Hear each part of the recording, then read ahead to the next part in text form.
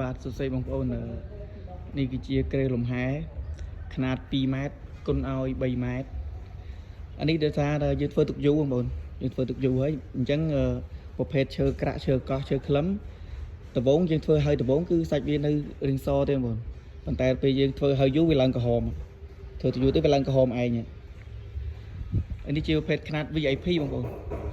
ស្អាតមែនតើអានេះកម្រាស់វា2ហ៊ុនបងប្អូនហើយមេខាងនេះបាន16ហើយកម្រាស់2ហ៊ុនហើយរនូតវាបាន9បងប្អូនបានត្រឹម9រនូត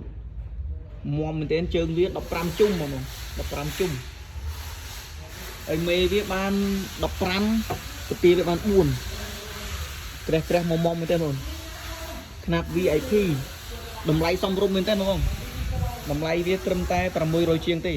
600ជាងបងប្អូនបានក្រែមាំក្រែល្អបងប្អូនប្រើតកូនតចៅក្រែនេះបងប្អូនប្រើ100ឆ្នាំក៏មិនតាណាដែរក្រែនេះបងប្អូននេះតម្រូវការអាចកំងបានក្នុងเพจពៅវិជ្ជការឬសង្ហារឹមឈើឬក៏តាមតាមលេខទូរស័ព្ទ077 600 569 096 36